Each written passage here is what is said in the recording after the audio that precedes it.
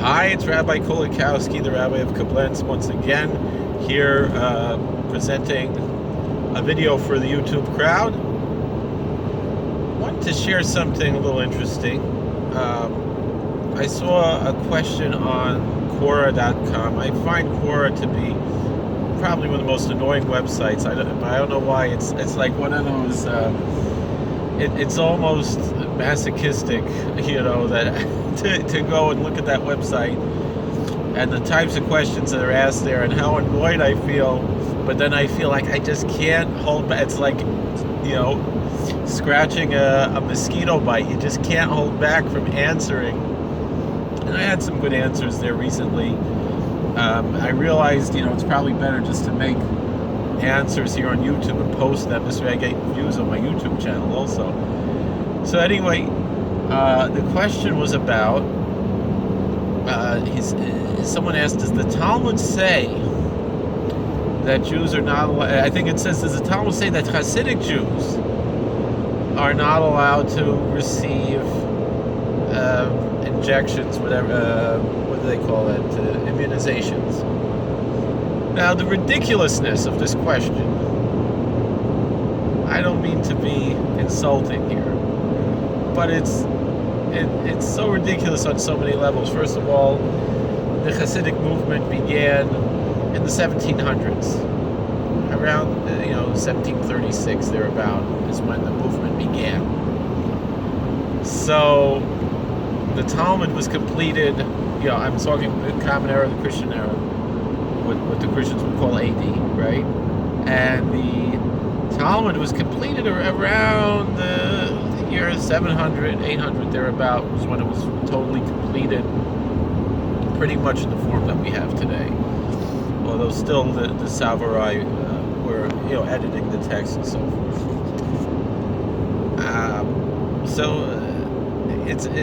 It's anachronistic as far as that's concerned, although I might be remembering it wrong, but certainly it's anachronistic to the point where in that part of the world there was no knowledge of making immunizations. I think the Chinese might have had, by that time, and maybe even earlier, they did have immunizations, but as far as I know, there was no knowledge of immunizations, in the time of the Talmud, for it to even prohibit such a thing.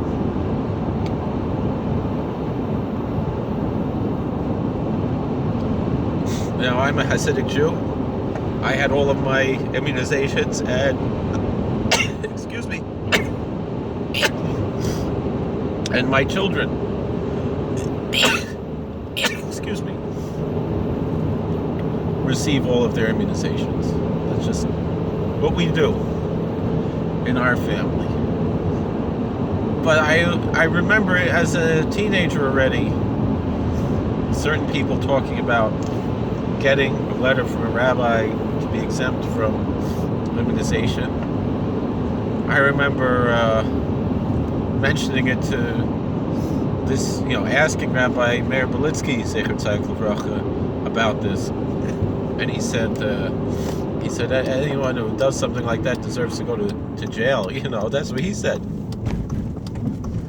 I mean, he was very upset. He's like, there's no such thing in the Jewish religion, and it's ridiculous. He was very angry. But the truth is, as far as I know, I mean, I'm not such a big Talmud Chacham. I learned through the whole Shas, Bavli, so maybe it's somewhere in Yerushalmi, I don't know. But in the Babylonian Talmud, there's no reference that I can remember to immunizations, although there is discussion of medicine.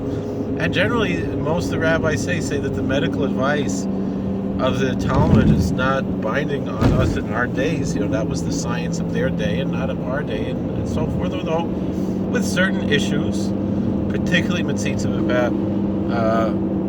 the Hasidic community does tend to be strict. And that being said, when my sons had their bris, I made sure to have a Hasidic Moil who's going to perform Mitzitza B'Febing, particularly because it's something that's,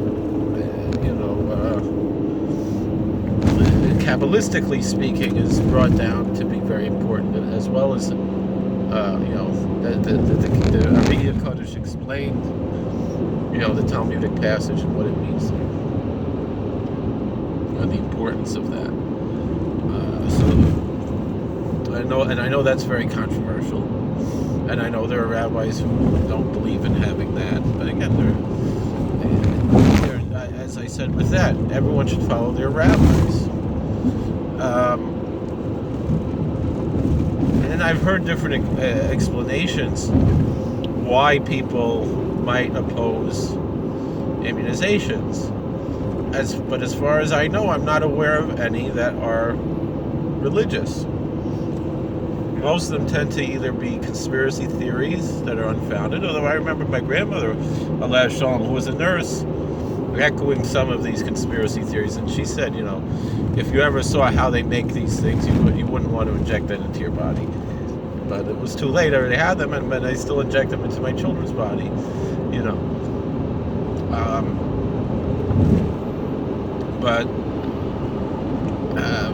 So, as far as I know, I don't see any religious reason to avoid vaccination from my understanding of my religion. And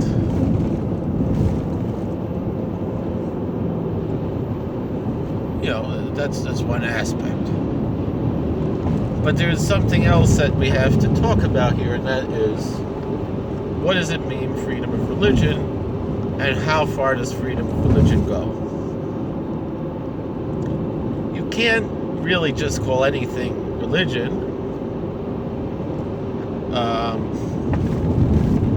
or can you?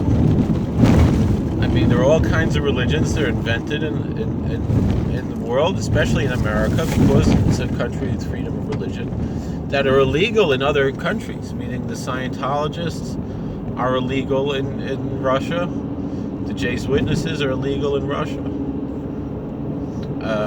These are both religions that started in America. I think the Mormons were pretty much persecuted in Russia as well. Modern day Russia, I'm not talking about Soviet Russia. But, the American approach is you have pretty much religious freedom. You can invent your own religion, but you can't hide behind religion to commit crimes, which, we saw with this story recently with NXIVM. I don't know the whole story, but it sounded like they were doing some pretty horrible things, and it was a type of a cult or something.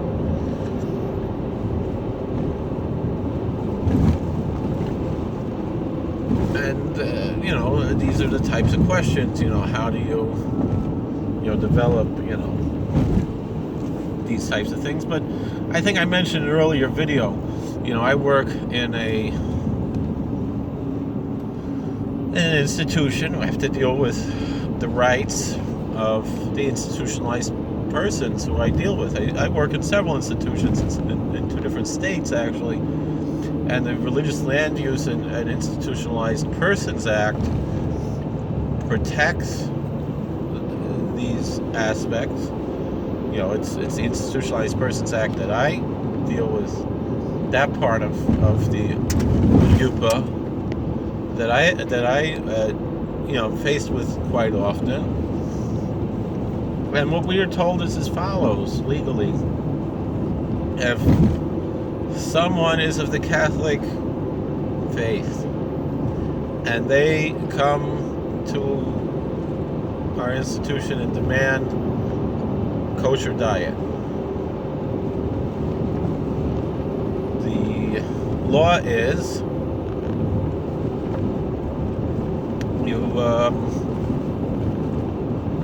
you have to give it to them. Doesn't matter. You might have a Catholic chaplain there that says this guy doesn't need a kosher diet, and he'll ask his bishop will ask his cardinal, might even ask the Pope, and the Pope will say this guy doesn't need a kosher diet, and he's Catholic, he's not Jewish. And the guy will say, look, it's in Leviticus, that's in my Bible. I need a kosher diet, like the story with Ned Flanders. I mean, he's Protestant, but he's like, I even kept kosher just to be on the safe side. And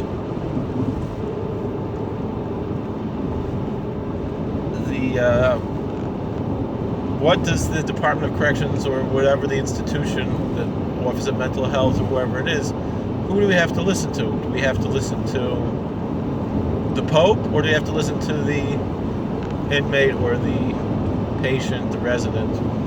And the answer is it's the patient, the resident, the inmate. That's who we have to listen to, and not the Pope.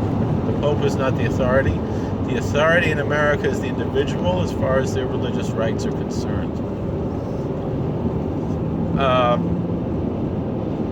So that being said, one of the things that we have to do, working there as well, is we have to get tested for tuberculosis. It's a PPD shot in both of the institutions where I work. And it's an annual requirement. And it's a pretty weird thing, like it pops up after they inject it into you, and then 2-3 days later they have to measure the thing to see, if you're a carrier for tuberculosis. And one of the inmates said, his mother specifically moved their family to a particular location because they did not want to get any injections. They didn't want to get any shots. It was against their religious beliefs. And they moved to a particular municipality because over there the schools were not requiring injections in that school. Persons of the Native American spiritual tradition. Now I know his chief, and I said, so should I ask your chief about this? He's like, it has nothing to do with the chief. He said the same thing. This individual is a vegan, and that is, and it's given to him by the institution as a religious accommodation that he receives vegan meals, and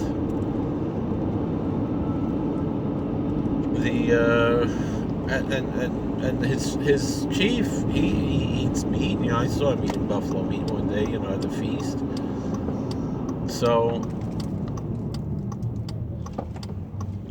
these types of questions. So anyway,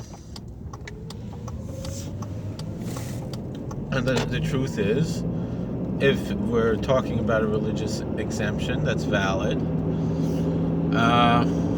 the chief would not be the one that we listen to. The inmate would be who we listen to. The issue is, though, when it comes to not even receiving a vaccination, but here we're talking about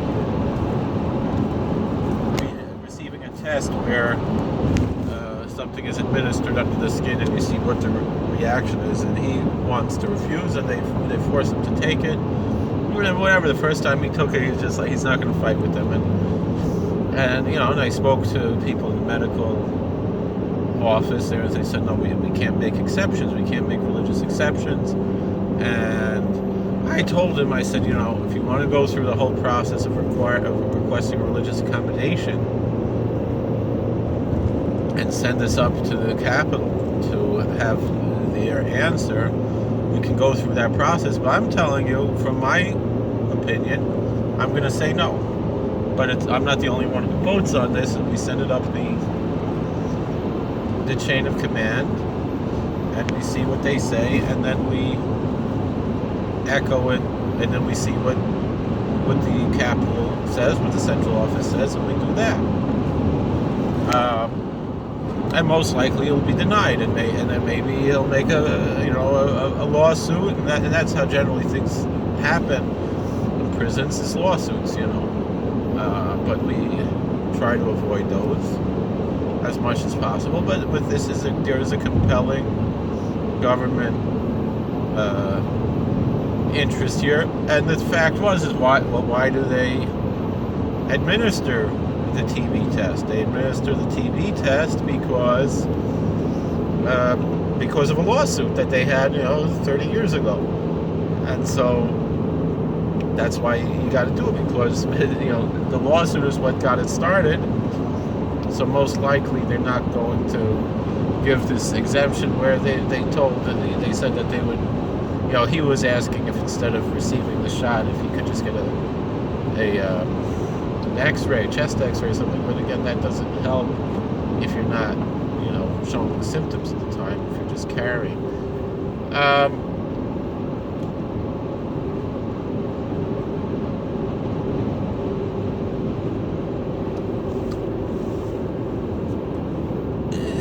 And my feeling is, there might be some religions that teach like this, that you can't have injections. You can't have, I mean, it's interesting to me that so much media attention is being given to the Ultra Orthodox community when it's, probably less than 2 or 3% of the Ultra Orthodox community are anti-vaxxers, and which is about the same as it is in the general community.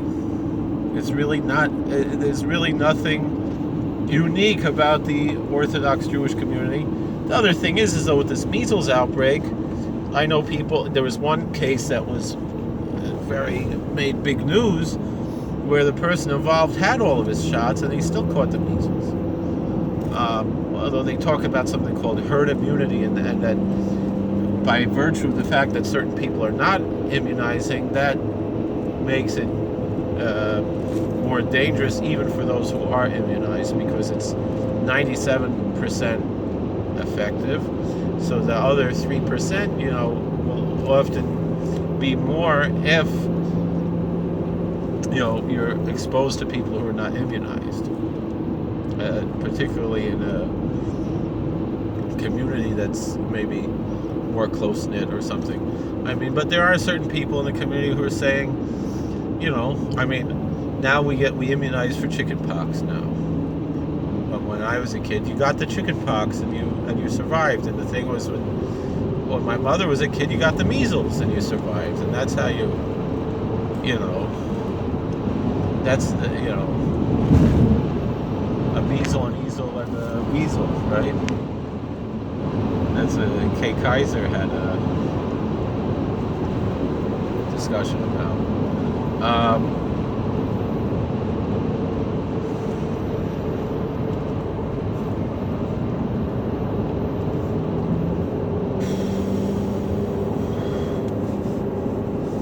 But with the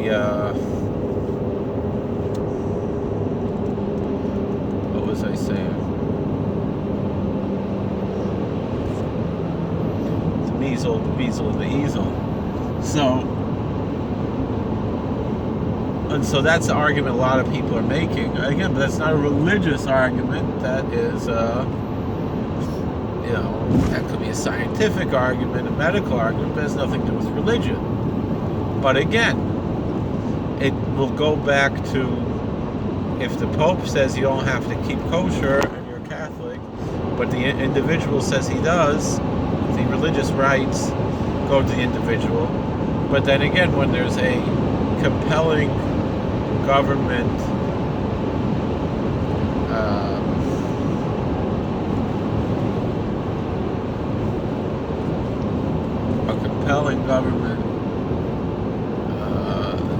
interest, and controlling disease is a compelling government interest, but the question is, are there other ways to develop the compelling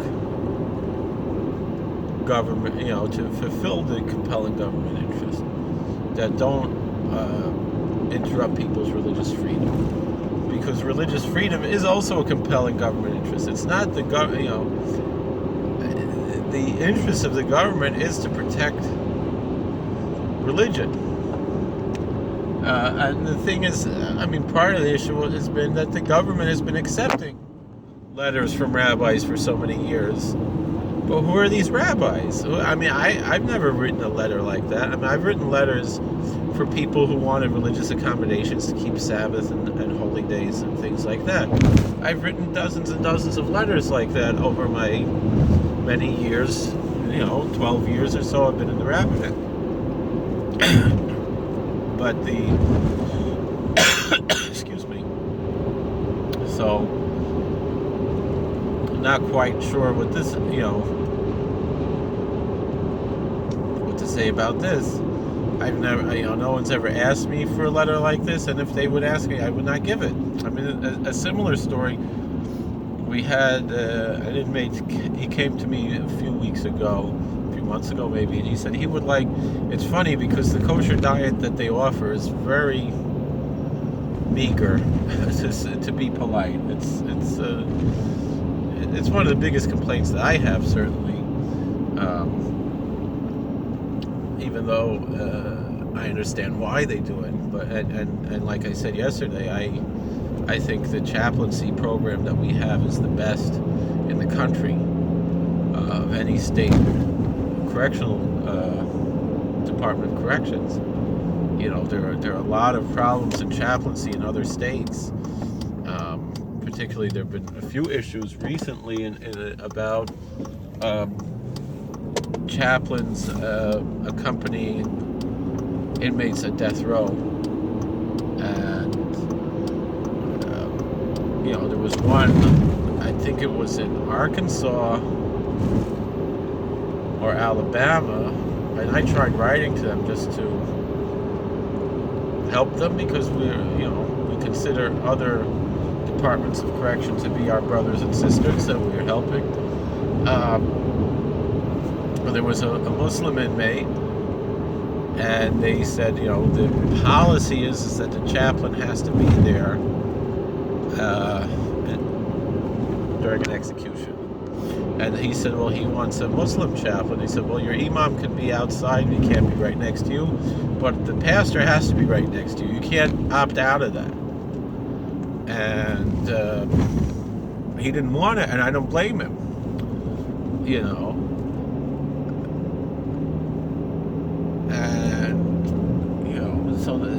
I wrote to them, I was like, you don't have one imam somewhere in the whole state who works for the Department of Corrections who can come in and do that? So, and then the issue came up in Texas, and there was a federal lawsuit where, basically they said all Texas will give you is either a Christian chaplain or a Muslim chaplain, but not any other religion.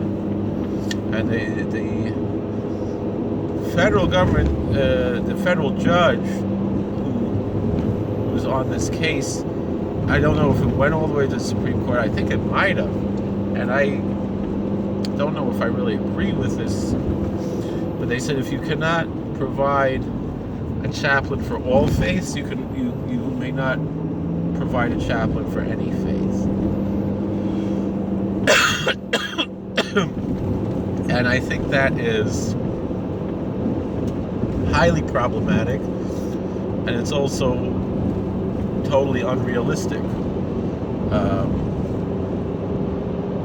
And I, coming from a DOC that bends over backwards to try to provide a diversity of chaplains, whether they're full-time staff, whether they're part-time contractors, or whether they are volunteers. And I myself went out of my way. I mean, when I got my job as the head chaplain in my institution, there were two openings. One was for a Native American chaplain, and one was for a Protestant chaplain. And I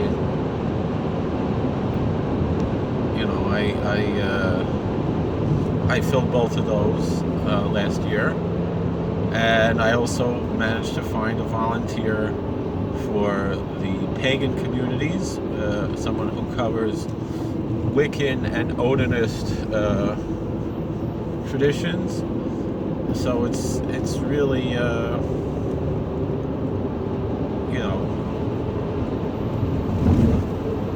and beyond that, we had, and this the great thing was that the volunteer that we had was able to serve both Wiccans and Odinists. And he really practices, in a sense, both Wiccan and Wicca. There's no such thing as Wiccanism, Wicca and Odinism. And then, before I got there, we had Jehovah's Witnesses. They still have the volunteers. We have a Spanish language Protestant pastor comes and volunteers. We have we call Eastern traditions, but we have someone who practices both Buddhism and aspects of Hinduism, and he's knowledgeable in both, and he also, serves those communities. So, these are, what we have. We go out of our way to serve everybody as much as we can.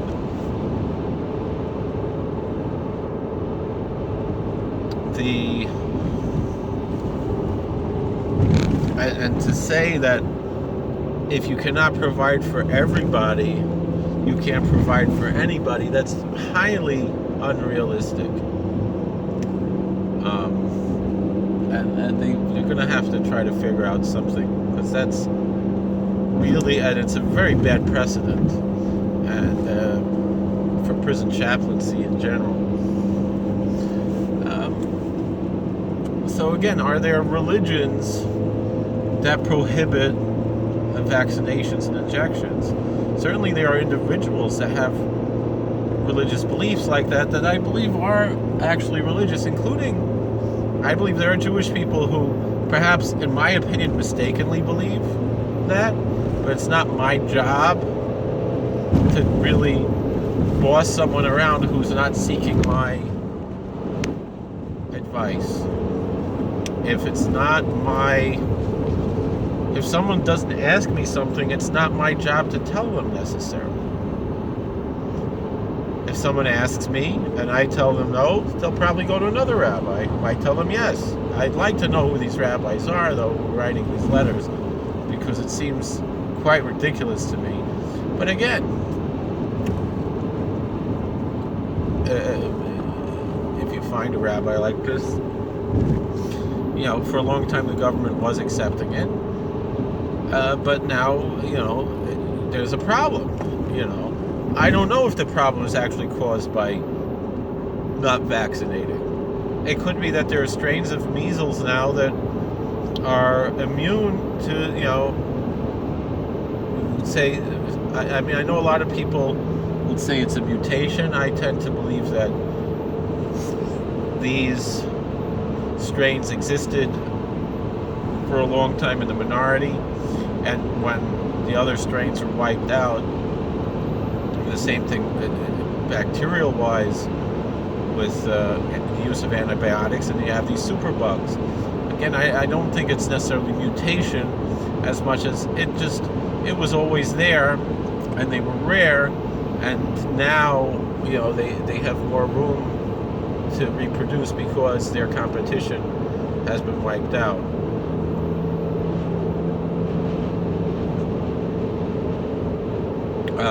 But so that's the issue. But I've heard some people say, well, the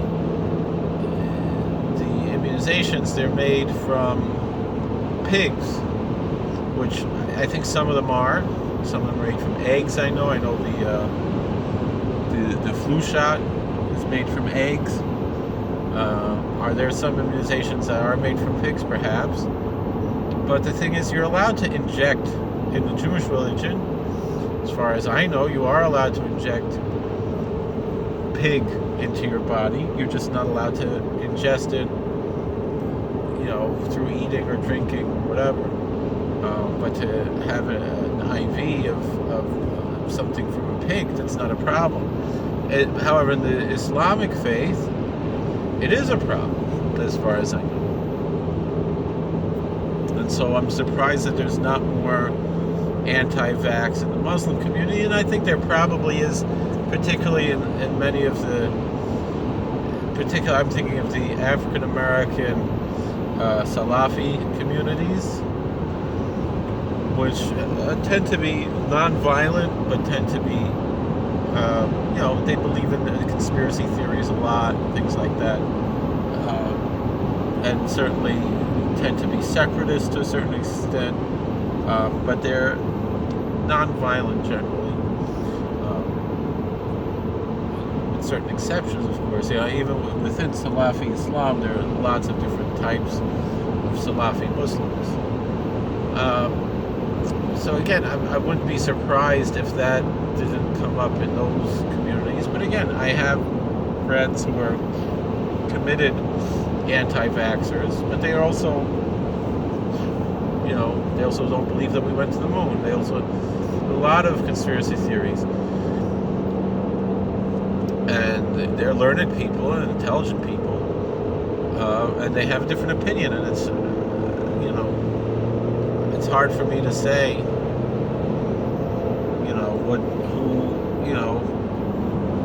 that the government can get involved in these types of things. But the thing is I guess, like I said, when it comes to health hazards, there are certain things the Department of Health has to know about, just like they have to know, if somebody has HIV, the Department of Health has to know, so they have to be aware, and if it's, the thing is, how long does it take for the immunization to be effective and things like that?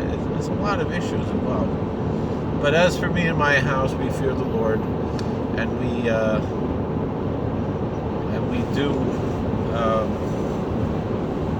do immunize our children and ourselves.